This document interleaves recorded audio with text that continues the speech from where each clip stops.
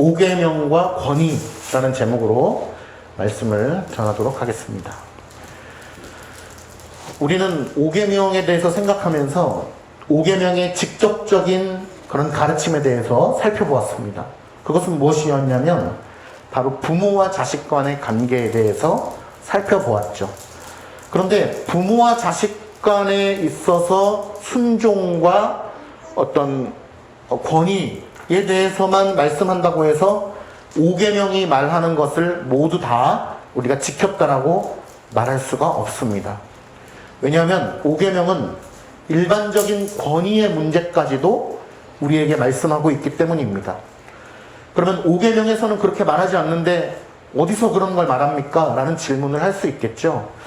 성경, 우리는 오직 성경, 전체 성경의 원리에 의하여 10계명을 바라보더라도 10계명 자체만을 바라보는 것이 아니라 10계명이 주어진 하나님의 관점과 또 백성들의 위치, 성경 전체에서 하나님께서 하시고자 하는 말씀이 무엇인가를 우리가 캐치하고 알아야 될 필요성이 있기 때문에 그러한 것들을 전체적으로 굽어 살펴보았을 때에는 웨스트민스터 신앙고백서나 소유리 문답이나 같은 곳에서 이 5계명을 통하여 일반적인 권위의 문제까지도 하나님께서 우리에게 말씀하신다라고 하는데 이견이 없기 때문에 이것을 말씀으로 우리 성도님들 앞에서 하나님의 말씀으로 전하는 것입니다. 그래서 5계명의 함의된 의미에 대해서 다시 한번 살펴보기를 원하는데요. 첫 번째는 권위에 대한 순종의 문제입니다. 첫 번째는 보세요. 부모와 자녀와의 권위를 이야기하고 있지만 사람들 사이의 권위를 이야기하고 있다는 것이죠. 자, 부모의 권위. 첫 번째는요. 공경하라. 내 부모를 공경하라 라는 말씀이 있는데 부모를 공경하라고 하는 것은 어떠한 전제를 의미하고 있는 것이냐면 부모에게 권위가 있다는 거예요? 없다는 거예요? 있다는 거예요. 내 부모를 공경하라 라고 말씀하고 있는 것은 부모에게 권위가 있음을 하나님께서 천명해주고 있는 것입니다. 그러니까 여기에 계신 부모님들은요, 저도 이제 우리 아기들에게 부모지만 내 안에 권위가 있음을 인식하고 아이들을 양육해야 되는 것입니다. 내 안에 권위가 있음을 깨닫고 아이들을 인도해야 됩니다. 그런데 잘 아시다시피 그 권위는 어디로부터 온 것이죠? 하나님으로부터 온 것입니다. 하나님께서 우리 자녀들을 양육하시고 가르치시는 데 있어서 이 땅에 살아가는 이 짧은 시간 동안에 우리를 대리자로 세워주셔서 하나님 대신에 아이를 가르치고 자라게 하는 것입니다. 생각해보세요. 대통령의 특사가 다른 나라에 가서 내가 대통령 대신에 와서 말을 전합니다 라고 할 때 자기의 생각을 얘기하는 것입니까? 대통령의 생각을 얘기하는 것입니까? 자기의 생각을 얘기하면 그 외교관계는 아주 위험한 상태에 이르게 됩니다. 대통령의 생각을 가서 전하는 것이 그의 임무인 것이죠. 우리에게 부모에게 주어진 권위는 하나님께로부터 온 것이고 하나님으로부터 부여된 것이기 때문에 하나님의 율례대로 하나님의 법대로 하나님의 말씀대로 자녀들에게 양육하고 가르치고 훈계해야 되는 것입니다. 그것이 바로 부모가 가지고 있는 권위요 또 책임인 것이죠. 그러므로 우리가 부모에게 순종하는 이유는 무엇입니까? 부모님에게 순종하는 이유는 그 권위가 하나님께로부터 왔기 때문에 그 권위에 순종하는 것이지 부모 자체가 권위의 근본이기 때문에 순종하는 것이 아닙니다. 부모 자체가 권위의 근본이기 때문에 순종하는 것이 바로 동양적 효사상이죠. 절대 권력. 부모님이 시키면 무조건 따라야 되는 것. 그러나 우리는 끝에 가서 알지만 부모의 가르침에 절대적으로 순종하지만 주 안에서 순종해야 되는 것이죠. 예를 들면 하나님의 가르침과 어긋나는 부분이 있다면 어떻게 됩니까? 모든 부분은 주 안에서 순종하되 하나님의 가르침과 어긋나는 부분이 있다면 그것은 간청하여서 하나님의 뜻과 부합되도록 임금님께 아뢰듯이 우리가 부모님께 아뢰는 것이 바로 그리스도인의 자세라는 점을 말씀드린 적이 있죠. 우리가 부모를 공경하는 것은 하나님으로부터 온 권위이기 때문에 공경하는 것이다. 또 부모가 권위를 가지고 자녀를 양육하고 자녀를 인도하고 훈계하는 것은 하나님으로부터 온 권위이기 때문에 마땅히 주의 말씀으로 주의 율례로 자녀들을 양육해야 되는 것이죠. 우리가 때로는 하나님의 방법이나 성경 말씀은 온데간데 없이 내 안에 가지고 있는 재력과 지식과 어떤 경험으로 최선을 다하여서 자녀들을 양육하고자 하지만 그것은 하나님 앞에 죄가 된다는 것을 깨달아야 될 것입니다. 하나님이 없는 자녀 양육은 죄가 되는 것입니다. 말씀이 없는 자녀 양육은 하나님 앞에 죄가 되는 것입니다. 이것을 제가 극단적으로 설명하기 위해서 어떠한 예까지도 듭니까? 이거 뭐 예를 10번도 넘게 든 것 같은데요. 전철 선로에 떨어진 어떤 희생자를, 위험에 빠진 자를 구하기 위해서 떨어지는 그렇게 의로운 삶을 살았다 할지라도 하나님이 없다면 그것은 의롭지 못하다고 얘기하는 것입니다. 그것은 죄가 되는 것입니다. 하나님이 없는 것은 죄가 되는 거예요. 이 땅에서는 잠시 잠깐 동안 의로운 사람이다라고 칭송을 받을지 모르지만 이 땅에서의 삶은 금방 끝나잖아요. 나중에 심판대 앞에 갔을 때, 주님 앞에 섰을 때는 하나님 없이 내가 의로움을 행한 것이 의가 아니요 올바른 것이 아니요 오직 하나님과 동행하였을 때, 하나님의 말씀의 기준으로 양육하였을 때, 말씀의 기준으로 직장생활하였을 때, 말씀의 기준으로 삶을 살아갔을 때 그것을 합당하다라고 말씀하신다는 것을 제가 여러 번 말씀드린 적이 있습니다. 그러니 성경적 부모 권위의 독특성을 제가 말씀드리고 있는 것입니다. 성경적 부모님의 권위는요, 이루 말할 수 없이 큽니다. 왜? 그 권위가 하나님께로부터 온 것이기 때문에 그렇습니다.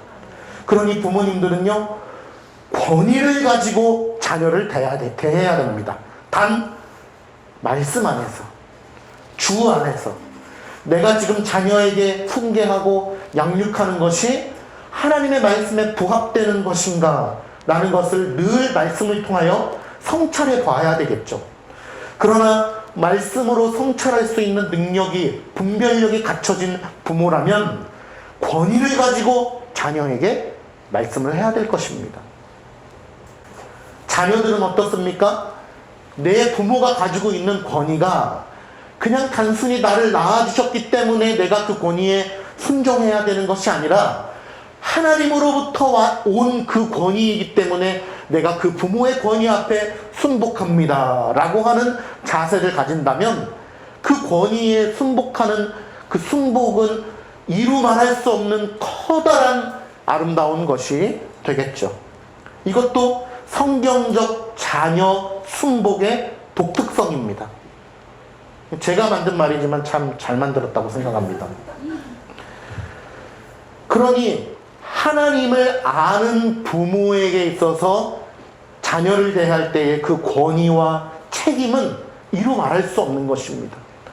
말 한마디를 하더라도, 행동 하나를 하더라도 그 부모에게 나오는 말과 행동은 이루 말할 수 없는 책임과 무한한 가치를 가지고 있는 것입니다. 왜냐하면 대통령의 특사가 대통령을 대신하여 상대방 국가에게 이야기하듯이 우리도 지금 자녀에게 하나님을 대신하여 주의 말씀 안에서 훈계하고 가르쳐야 하기 때문에 그런 것입니다.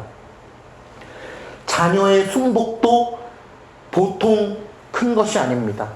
자녀가 부모 앞에, 부모의 권위 앞에 순복하더라도 우리 부모님들께서 야 그래 당연히 순종해야지, 내가 부모인데 순종해야지 라고 하는 것이 아니라, 야, 이 아이가 혹은 우리 자녀가 하나님의 말씀 앞에 순복하는구나 라는 것을 깨닫고서 그것을 귀히 여길 줄 알아야 되는 것입니다.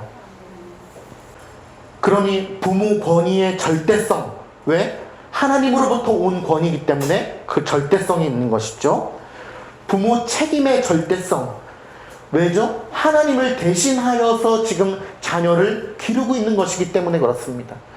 이 땅에 사는 날 동안에만 하나님께서 우리에게 부여해 주신 부모 자식 간의 책임과 순복의 책임을 다할 수 있도록 하나님께서 허락해 주신 것이죠.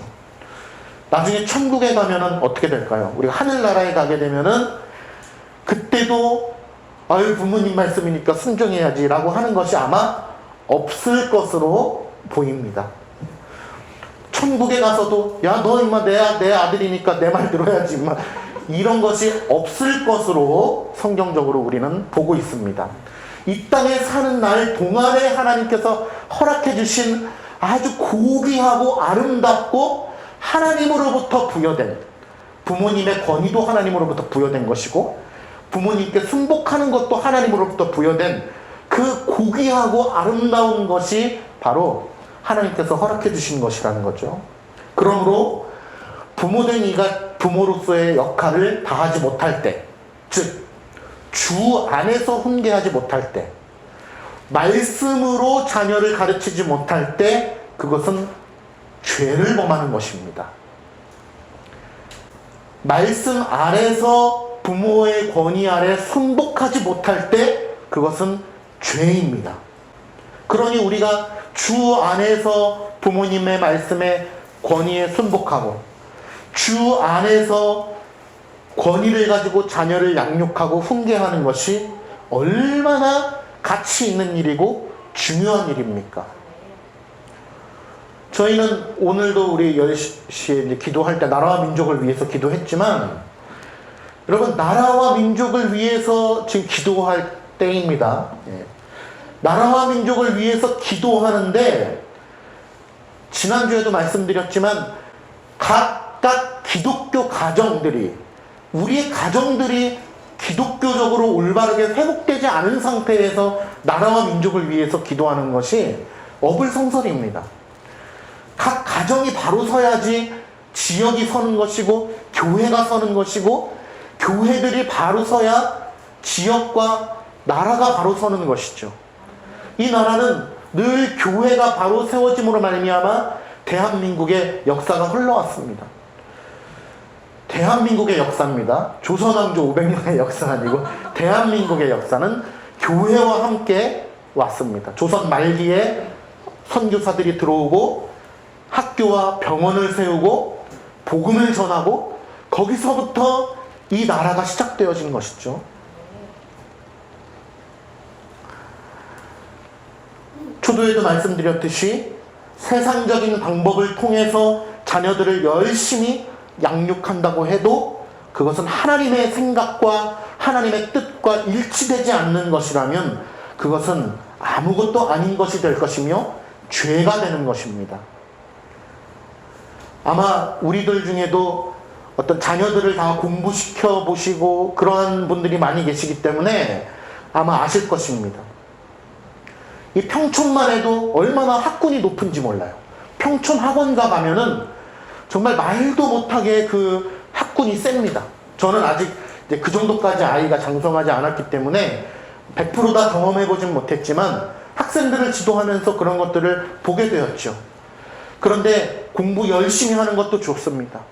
좋은 대학을 가기 위해서 좋은 학원에 다니는 것도 좋습니다. 좋은 기술을 배우는 것도 좋습니다. 공무원이 되기 위해서 공부하는 것도 좋습니다. 그러나 그 모든 것 가운데 주의 말씀 아래서의 행함이 없다면 그 모든 것들은 헛된 것이 되는 것입니다. 저는 우리 기독교 가정들이, 우리 사랑가족교회의 각 가정들이 이러한 것들을 철저히 깨닫고 우리가 행할 수 있기를 간절히 소망합니다. 그러므로 주 안에서 자녀를 양육하는 것은 주님의 명령입니다.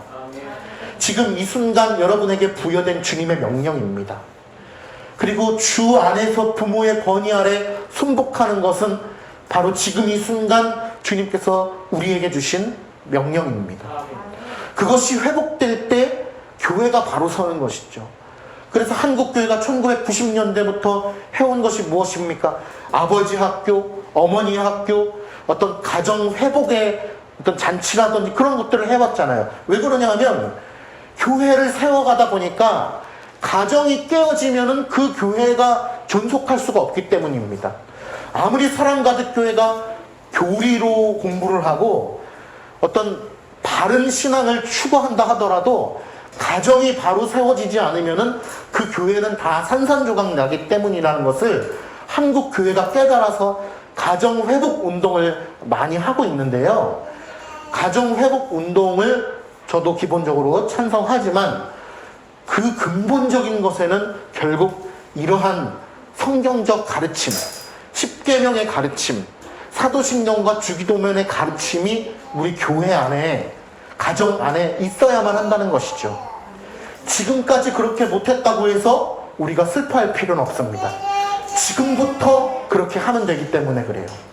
어제까지의 일은 주님께서 기억하지 않으신다고 생각하시고, 물론 다 아시지만 생각하시고 오늘부터 그냥 시작하시면 됩니다. 오늘부터 주 안에서 부모님에게 순복합시다. 오늘부터 주 아래에서 말씀 안에서 자녀들을 양육할 수 있기를 간절히 소망합니다.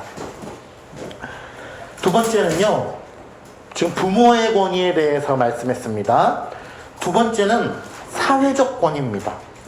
자, 사회적 권위가 누가 있을까요? 사회적 권위에는 교회 지도자들이 있습니다. 또한 학교 교사들이 있습니다. 정부와 정치적 지도자들이 있습니다. 이런 권위에 대해서 한번 살펴보겠습니다. 자, 부모의 권위는 누구로부터 왔다고 그랬죠? 하나님으로부터 왔다고 말씀드렸습니다. 그러면 그 연장선에서 우리 학교 교사도 있지만 학교에서의 교사 혹은 정치적 지도자들 혹은 교회에서의 목사, 장로, 집사, 이게 이제 정식 지도자죠. 교회에서. 네. 교회에서의 정식 지도자는 그 소그룹 리더라든지 그런 것이 아니고 목사, 장로, 집사가 교회 지도자입니다. 예, 이러한 지도, 또 사회적 지도자들이 뭐가 있을까요? 뭐 또 많이 있겠죠. 그러한 지도자들의 권위도 어디로부터 왔다? 하나님으로부터 왔다는 것입니다. 오늘 로마서 13장 1절 2절의 말씀을 읽어보면 우리가 명백하게 알 수 있는 것입니다. 이 세상의 권세자들에게 순복하라. 그 권세자들의 권위가 어디로부터 왔느냐? 하나님으로부터 왔기 때문에 순복해야 된다라고 말씀하고 있는 것입니다. 왜냐? 하나님께서 그 권위를 위임해 주신 것이기 때문에 그렇습니다. 그러면 잘 보세요. 부모라든지, 그러니까 기독교 가정의 부모라든지 교회의 목사나 장로들은 당연히 야 그래 내가 가진 권위가 하나님께로부터 온 것이지 하나님 말씀 아래서 우리 자녀들을, 우리 성도들을 양육하도록 노력해야 되겠다라고 생각할 것 아닙니까? 그런데 믿지 않는 위정자들, 경찰인데 그리스도인이 아니에요. 정치인인데 그리스도인이 아니에요. 그런 사람들이 이 세상에서 예수 믿는 사람도 아닌데 우리가 그들의 말에 순복해야 됩니까? 라고 생각할 수 있겠죠. 그러나 오늘 본문의 말씀은 어떻게 이야기합니까? 순복해야 된다. 마치 하나님께서 그들에게 권세를 주신 것처럼 여기고 우리는 그들의 말에 순복해야 된다. 학교 선생님이 그리스도인이 아닐지라도 그 선생님의 말씀에 순복하는 것이 바로 하나님의 뜻입니다. 우리 정민 형제는 학교에서 할 때 교장 선생님이 그리스도인이 아니어도 그 말씀에 순종을 하는 것이 하나님의 뜻이라는 것이고, 직장인들도 직장 가운데서 권위를 세워주신 사장님의 말씀에 사장님이 그리스도인이 아닐지라도 그 말씀에 순종하는 것이 바로 하나님의 뜻이라는 것을 말씀하고 있는 것입니다. 그러나 그 분들이 그 권세자들이 하나님의 뜻을 전혀 생각하지 아니하고 권세를 남용하거나 오용하게 되면 어떨까요? 그것은 또 다른 문제가 되는 것입니다. 왜냐하면 하나님께서 부여해 주신, 그러니까 자신들은 하나님을 믿지 않아도요, 자기들은 하나님 전혀 몰라도 너희들의 마음과 상관없이 당신들의 권세는 하나님께서 주신 것입니다. 하나님을 믿지 않아도요, 이 공기와 태양과 자연 만물과 우리가 살아갈 수 있는 이 환경, 하나님께서 주신 것이 너무나 분명해요. 그러니까 하나님께서 부여해 주신 그 권세를 그분들이 잘 이해하지 않으면 안 된다는 것입니다. 그런데 그러면 하나님을 모르는데도 어떻게 그럴 수가 있나요? 라는 질문을 할 수 있지만, 대부분의 올바른 정직한 사람들은 하나님을 믿지 않는다 하더라도 일반 상식의 은혜 차원에서 하나님의 뜻에 부합되는 권세를 부린다는 것입니다. 예를 들면 회사 사장님이 종업 어떤 직원이 있는데 그 직원을 강제로 가두어 가지고 교회에 못 가게 하거나 그러지 않잖아요. 직원이 믿던 믿지 않던, 사장님이 믿던 믿지 않던 충분히 그의 존재를 존중해주고 교회에 갈 수 있도록 인정을 해준단 말입니다. 그 믿지 않는 사람일지라도 그것이 일반적인 상식적인 그런 관계의 모습인 것입니다. 자, 그러면 우리는 사회적 권위를 가진 사람들에게도 순종해야 된다. 그것이 하나님의 뜻이다라고 말씀을 드렸습니다. 여기까지는 이해가 되시죠? 자, 첫 번째는 부모의 권위, 하나님께로부터 왔다. 두 번째, 자녀들이 부모 아래에서 순종하는 것도 하나님께로부터 온 것이다. 하나님의 권위 아래 순종하는 것이다. 세 번째는 사회적 권위, 학교에서의 선생님, 직장에서의 사장님, 또 정치적 지도자들, 대통령, 국회의원들, 공무원, 고위공직자들의 말에 우리가 순종하는 것도 하나님의 뜻이다라는 것을 말씀드렸습니다. 여기까지는 아마 잘 이해가 되실 거라고 생각을 합니다. 자, 그 다음은 바로 위임된 권위를 부여받은 자들의 책임입니다. 자, 사회적 권위자들의 책임이 있다는 것입니다. 여기 권위자들 계시죠? 사장님도 계시고, 또 선생님도 계시고, 교역자도 있고, 목사, 장로도 있고, 자, 사회적 책임이 있는 우리 모두는 다 사회적 책임이 있습니다. 어떠한 책임을 가져야 되냐? 첫 번째는요, 바로 하나님께서 부탁하신 것이 무엇인지를 잘 깨닫는 마음으로 그 권위의 자리에 있어야 된다는 것입니다. 부모된 자들은 자녀에게 먹을 것과 입을 것과 배울 것과 살 곳을 잘 제공을 해 주어야 합니다. 그리고 그들에게 하나님의 말씀으로 잘 가르치는 것을 양육을 해야 되는 것이죠. 그리고 때로는 자녀가 악의 길로 갈 때는 하나님의 말씀으로 훈계하고 그들을 징계해야 됩니다. 그것이 바로 부모의 책임입니다. 그런데 현대사회는 그런 것들이 많이 약화되었죠. 왜냐면 포스트 모더니즘 사회로 진입되면서 이게 장단점이 있는 것입니다만은 요즘에는 각 자녀들의 아이 한 명 한 명의 개성을 존중해주고 또 그들의 인권을 존중해준다는 미명 아래 모든 것을 보장해주는 것이죠. 근데 그것은 참 좋은 것입니다. 인권을 보장해주고 개성을 존중해주는 건 참 좋은 거지만 징계와 훈계가 빠져버리면 그것은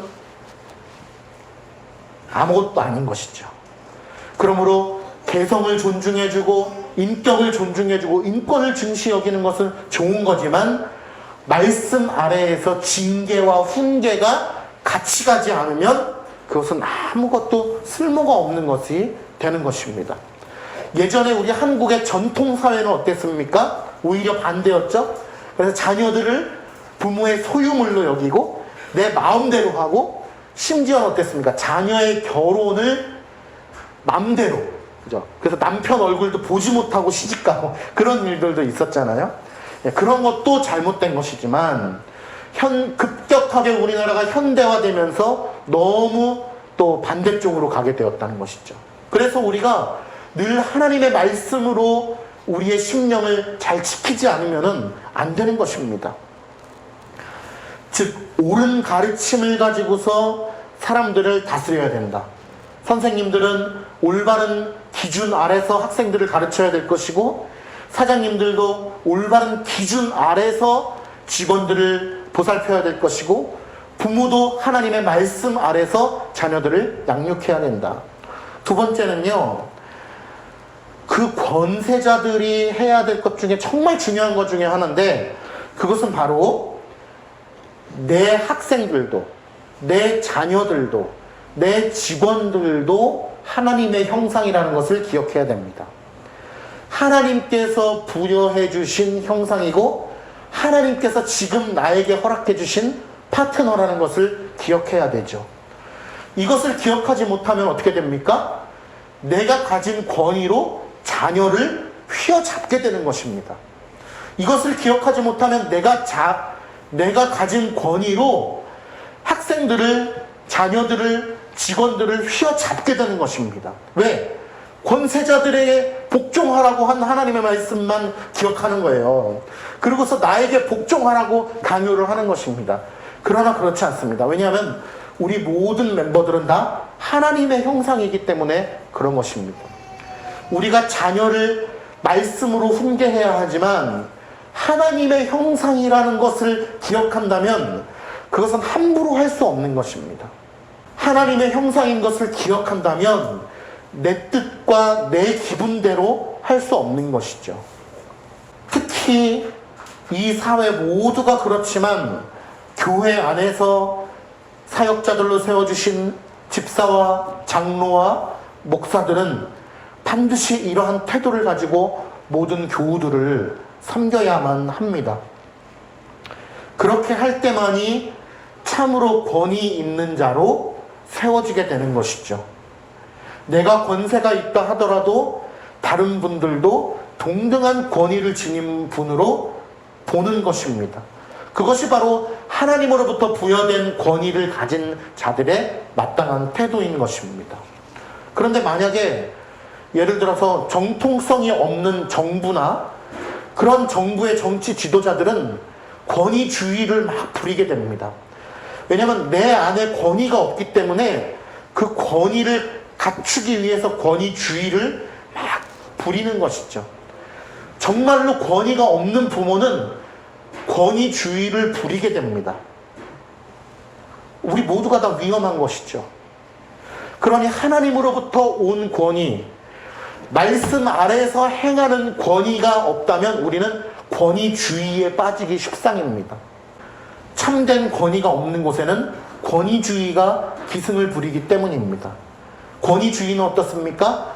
그 앞에서는 그 권위에 순복하는 것 같으나 그 기간이 짧죠. 우리는 늘 하나님의 권위 아래에서 권위를 부리고 하나님의 권위 아래에서 권위에 순복하는 것이 바로 그리스도인의 자세다. 그러니 하나님의 말씀을 알지 못하는 자에게 이것이 가능하겠습니까? 하나님의 말씀에는 관심도 없는 부모가 그것이 가능하겠습니까?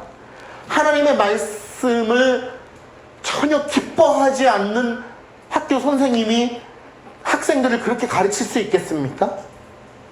하나님의 말씀에는 관심이 없는 장로가 성도들을 그렇게 돌볼 수 있겠습니까? 없죠. 하나님의 말씀을 사랑하는 자만이 그렇게 행할 수 있는 것입니다.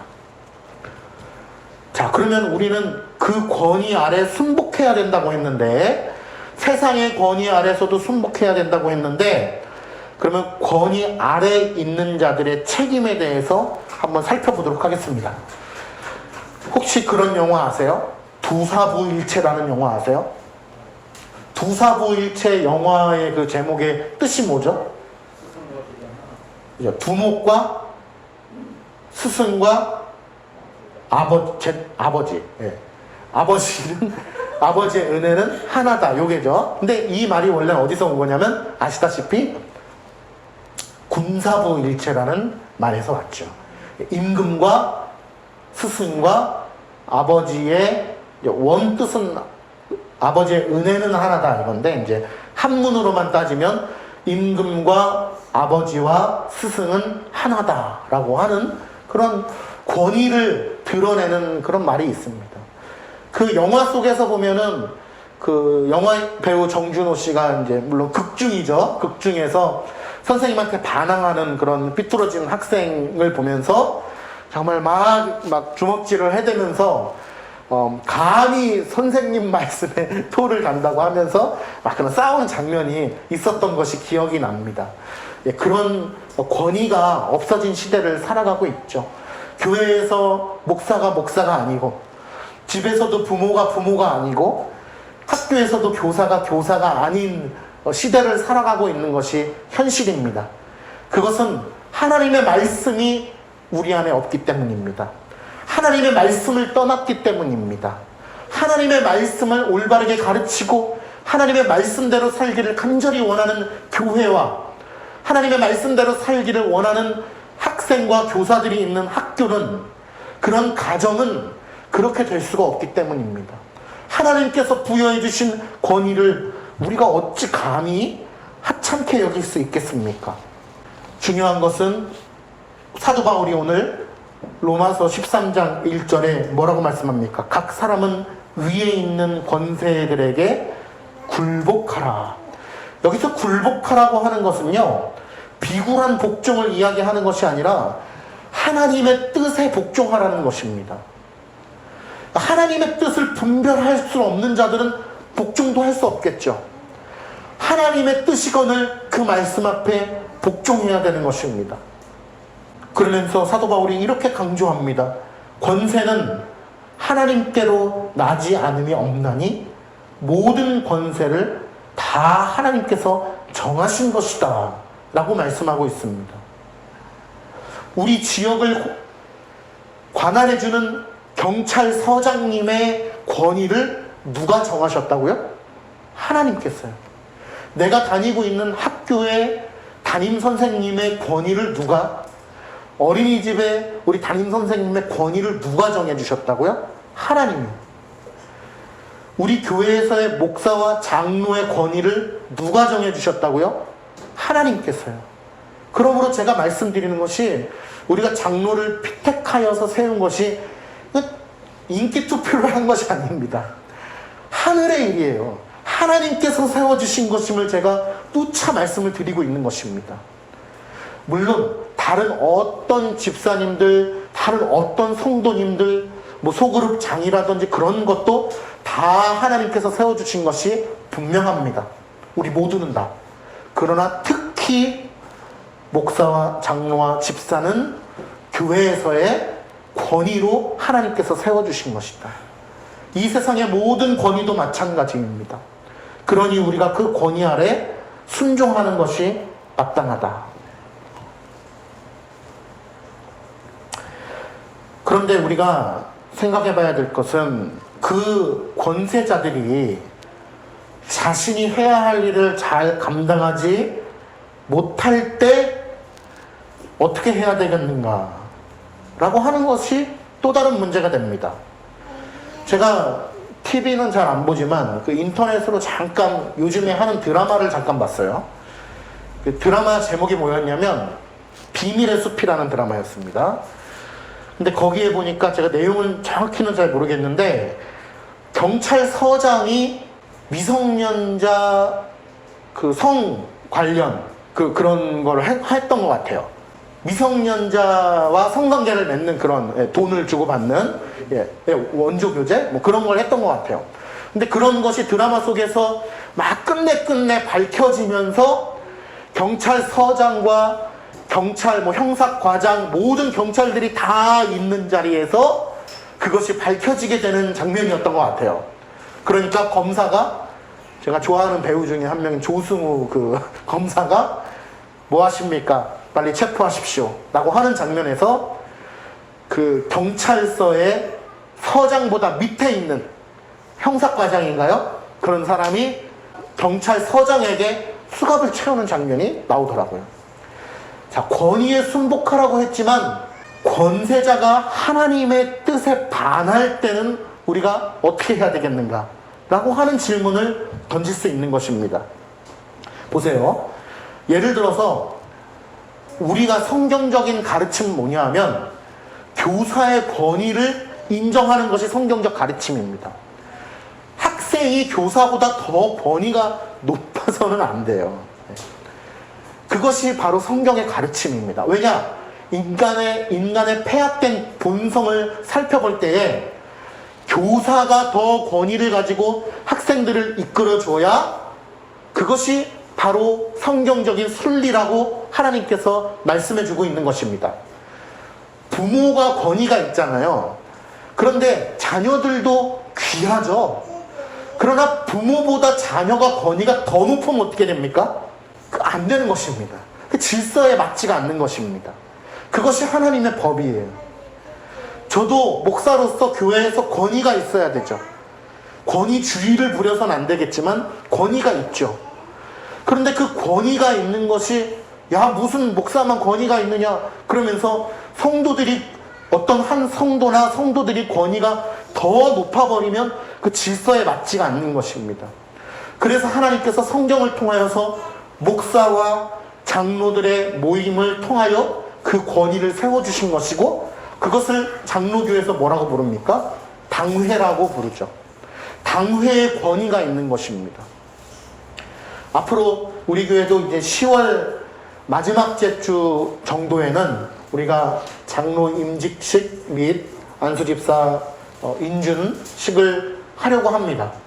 왜냐하면 코로나가 완전히 끝난 이후에 하려고 했었지만 코로나가 끝날 기미가 보이지 않기 때문에 대부분의 교회들이 조촐하게라도 그렇게 행사를 가져서 임직식을 진행하는 모습을 볼 때 우리 교회도 피택한 지가 꽤 되었기 때문에 더 이상 미루기는 좀 힘들겠다 싶어서 올 10월 마지막 주에는 할 수 있도록 우리 길을 열어주시고자 그렇게 기도를 하고 있고 그렇게 하려고 합니다. 그렇게 되면은 이제 우리 교회도 당회가 생기는 것이죠. 장로와 목사의 모임이 생기는 것이고 우리는 이제 완전 당회는 아니지만 당회가 생기는 것입니다. 그러면 교회가 권위가 세워지는 것입니다. 근데 그 권위자들이 하나님의 말씀으로 행하지 않으면은 그 교회가 어떻게 되겠습니까? 큰일 나는 것이죠. 그러니 여러분들 늘 기도해 주셔야 됩니다. 목사와 장로를 위해서 늘 기도해 주셔야 돼요. 말씀 아래서 행할 수 있게 도와주십시오. 나의 말로는 안 됩니다.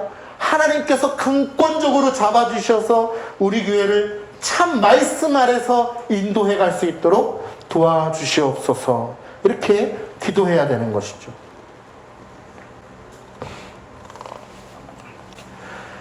우리는 그리스도인은 권세자들을 비판할 수 있습니다. 왜? 어떤 때? 하나님의 뜻대로 행하지 않을 때입니다. 권세자들이 하나님의 뜻대로 행하지 않을 때 그것을 비판하고 의견을 피력할 수 있는 것이죠. 요즘에는 어떤 문제가 있습니까? 또 말씀드리지 아니할 수 없는데요. 동성애 문제가 있습니다. 여러분, 동성애가 죄다 라고 말하는 것은 차별하는 것이 아닙니다. 동성애자들을 차별하지 않습니다. 절대. 동성애가 죄라는 것을 말하는 것입니다. 그것은 차별이 아니라 분별이죠. 우리의 분별의 기준은 어디 있습니까? 하나님의 말씀입니다. 내 생각이 아니라 하나님의 말씀으로 동성애는 죄라는 것을 말씀하는 것입니다. 그런데 그것이 모욕적이라고 느껴지면은 고발할 수 있게끔 만드는 법이 바로 차별금지법입니다. 근데 차별금지법이 상정이 되었죠. 많은 사람들은 차별금지법이 결국에는 이루어지지 않을 것이라고 이야기하지만 그것은 하나님만이 아시지만 우리는 그것을 위해서 기도해야 됩니다. 우리는 비판하고 분별하는 것입니다. 하나님 말씀의 근거 아래서. 지금 온 한국교회가 대동단결하여서 이 차별금지법과 동성애 문제를 가지고서 위정자들과 힘겨루기를 하고 있습니다. 한국교회에서는 절대 용납할 수 없는 것이고, 위정자들은 지금 이것을 가지고서 법을 관철시키려고 하고 있습니다. 심지어는 우리가 이야기만 하면 알만한 대형교회 어떤 목사님은 이것이 통과가 된다면 국회 앞에서 시위하고 있는 나의 모습을 보게 될 것이다 라고까지 이야기했습니다. 언론에 많이 나오지는 않지만 거의 모든 대형교회가 뭐 옳거나 그런 것은 아닙니다. 그러나 한국교회에서의 상징성이 있기 때문에 교회의 담임 목사들이 설교 강단에서 이것을 언급하면서 반대하고 반드시 이루어져서는 안 된다는 것을 성도들 앞에 또 한국교회 앞에 관철하고 있습니다. 저 역시 우리 교회가 작지만 또 큰 교회이기 때문에 이것을 말씀드리는 것입니다. 이것을 위해서 오늘 오전에도 기도했고, 우리 온 교회들이 사실은 기도해야 합니다. 많은 교인들이 사실은 현재 국회 앞에 가서 또 어떤 정당의 앞에 가서 이 문제를 놓고 1인 시위를 하고 피켓 시위를 하고 기도회를 하고 있습니다.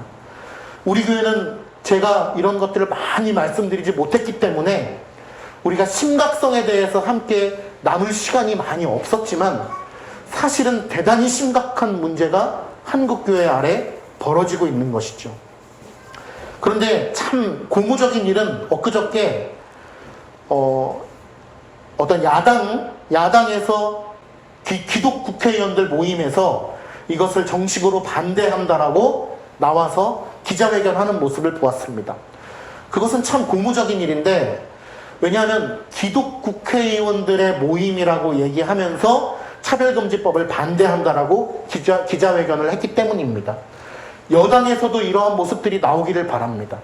야당과 여당의 어떤 보수와 진보의 싸움을 넘어서서 이것은 진리를 수호하는 문제이기 때문에 그렇습니다. 이제는 우리가 말씀을 바르게 전했는데 앉아있던 어떤 한 사람이 내가 저 말로 인하여서 모욕감을 느꼈다라고 얘기를 하면 어떻게 되는 거냐면 바로 고소를 하게 됩니다. 그럼 고소를 하면 어떻게 될까요? 설교자가 벌금을 물게 됩니다. 300만 원, 500만 원 벌금을 물어요. 그럼 처음 한두 번은 어떻게 되겠습니까? 여러분들이 좀 교회에서 대납을 해주시겠죠? 해주실 건가요? 네. 교회에서 대납을 어느 정도는 해주겠죠. 한 번, 두 번은. 근데 그게 한 번, 두 번, 세 번 되면 어떻게 됩니까? 결국에는 돈을 갚을 능력이 없으면 감옥에 가게 되는 것입니다. 그것이 어떻게 됩니까? 큰 교회든 작은 교회든 결국 설교자의 입에 자물쇠를 채우게 되는 것입니다. 이것을 저만 얘기하는 것이 아니고 온 교회 목사님들과 신학자들이 다 이야기하고 있는 것입니다.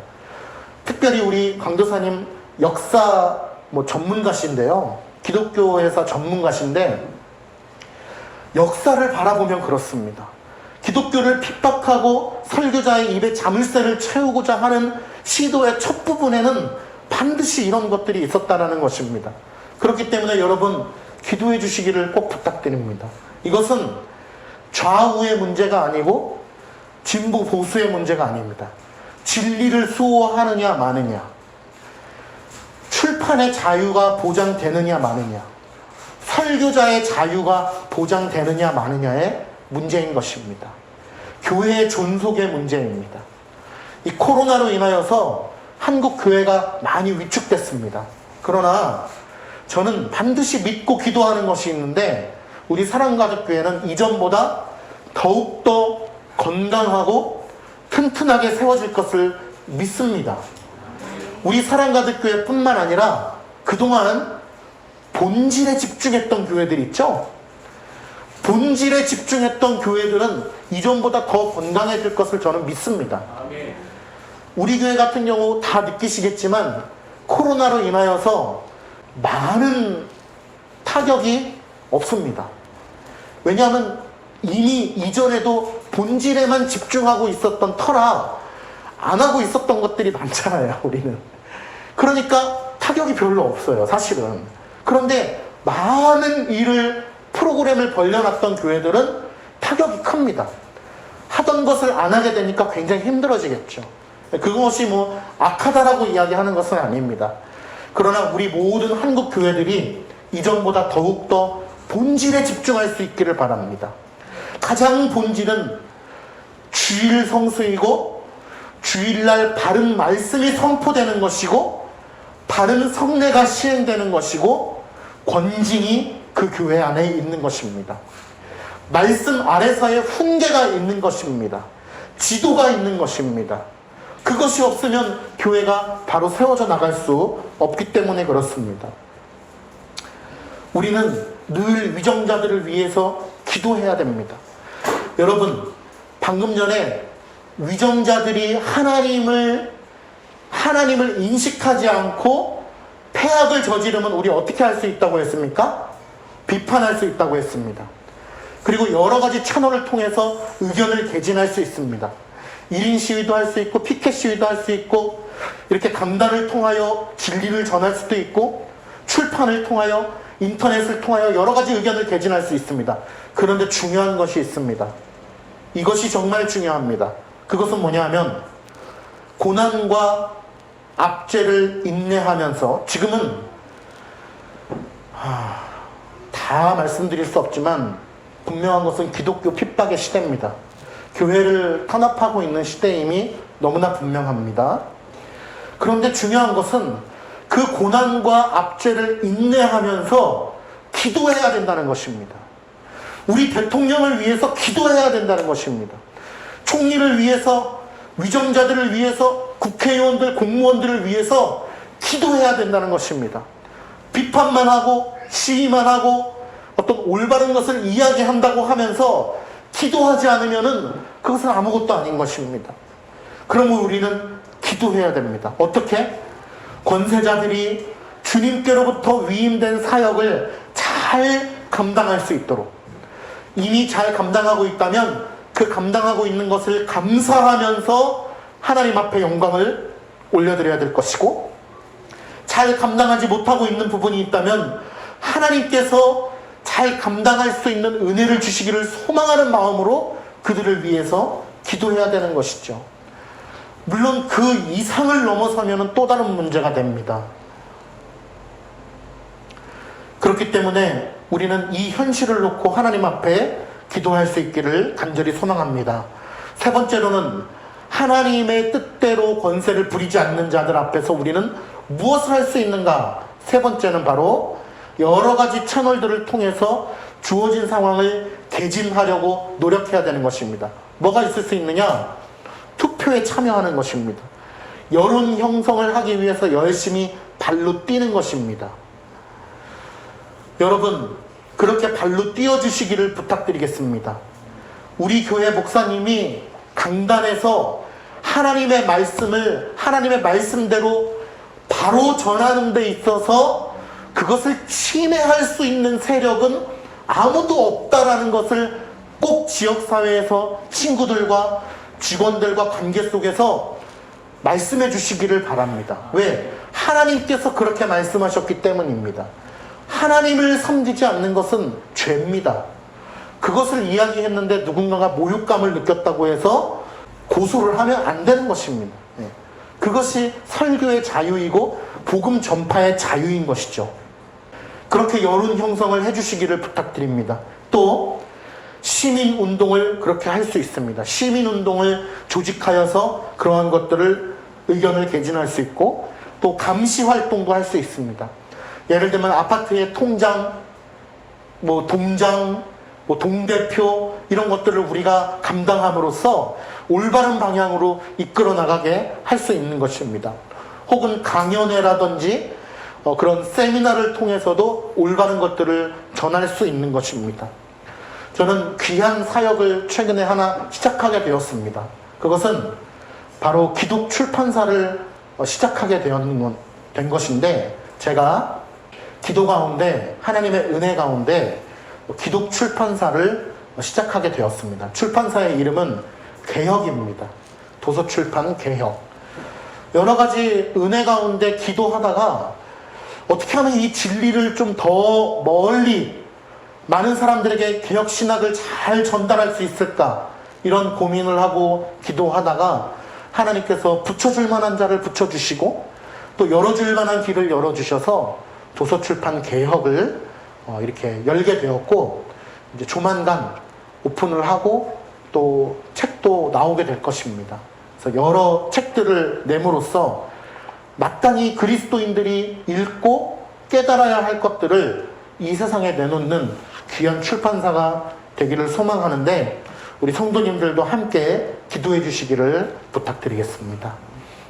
우리는 어떠한 권세자들에게 대항하고 의견을 개진할 때 내 의견이 개진되지 않으면, 내 의견이 받아들여지지 않으면 우리의 죄된 본성은 어떻게 되기가 쉽상일까요?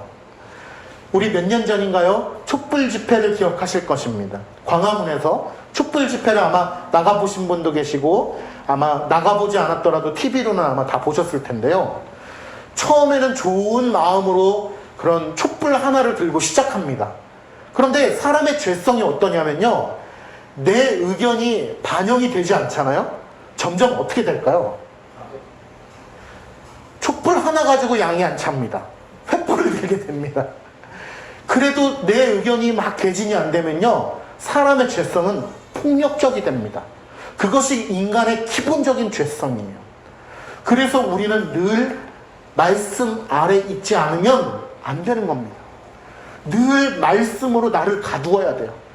마치 차의 갑옷이 나를 두르고 있어서 내가 어떻게 할 수 없듯이 하나님의 말씀이 내 옷의 전신갑주가 되어서 나를 묶고 있어야 돼요.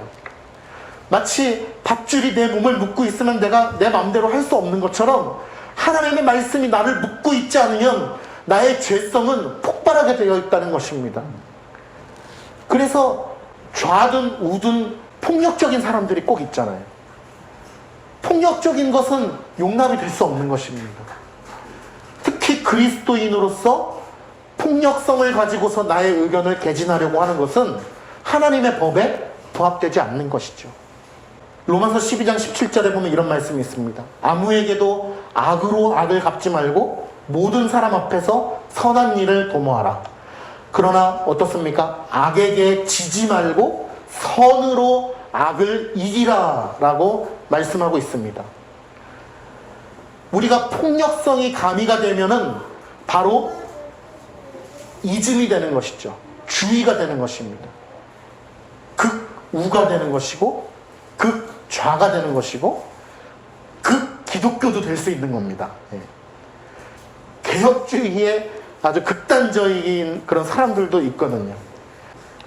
그러므로 우리는 끝까지 기도하면서, 자, 다시 말씀을 정리하고 마치도록 하겠습니다. 부모의 권위 어디로부터 왔다고요? 하나님으로부터 왔습니다. 자녀들은 부모의 권위 앞에 왜 순복해야 되죠? 하나님으로부터 온 권위이기 때문에 하나님의 말씀 앞에 순복하는 것입니다. 이 사회에 있는 권세자들 누가 세워주신 것입니까? 하나님께서 세워주신 것입니다. 기본적으로 그들의 권세 앞에 우리가 복종해야 됩니다. 그런데 그들이 하나님의 뜻에 부합되지 않는 일들을 했을 때는 우리는 어떻게 할 수 있다고요? 막 뒤집어 엎을 수 있다고요? 그건 아니죠. 어떻게 할 수 있다고요? 여러 가지 채널을 통해서 의견을 개진할 수 있습니다. 투표, 여론, 세미나, 인터넷, 여론 형성, 여러 가지 모든 방법들을, 법에서 허용하는 모든 테두리 안에서 모든 것을 활용하여서 우리는 의견을 개진할 수 있습니다. 그러나 반드시 중요한 것은 무엇이라고요? 위정자들을 위해서, 권세자들을 위해서 기도해야 되는 것입니다. 기도하지 않으면 우리는 안 된다는 것을 말씀드리고 있는 것입니다. 저는 마지막으로 하이델베르크의 우리문답 104문답을 읽고 오늘 설교를 마치려고 합니다. 제가 문제를 읽을게요. 하나님께서는 제5계명에서 무엇을 요구하십니까? 답을 함께 읽겠습니다. 시작. 내가 나의 부모님께 대해 권위를 지닌 모든 이들에게 모든 공경과 사랑과 신실함을 보일 것을 요구합니다. 그래서 마땅한 순종하는 마음을 가지고서 나 자신을 그들의 모든 선한 가르침과 고쳐주심에 복속시키며 그들의 연약함에 대해 인내할 것을 요구하십니다. 왜냐하면 그들의 손을 통하여 우리를 통치하시는 것이 하나님의 뜻이기 때문입니다. 아멘. 그렇게 하나님께서 허락해 주신 권위 아래 믿음으로 반응하고 또 그렇게 믿음으로 하나님 말씀 앞에만 순종하는 우리 모두가 되기를 간절히 축복합니다. 기도하겠습니다.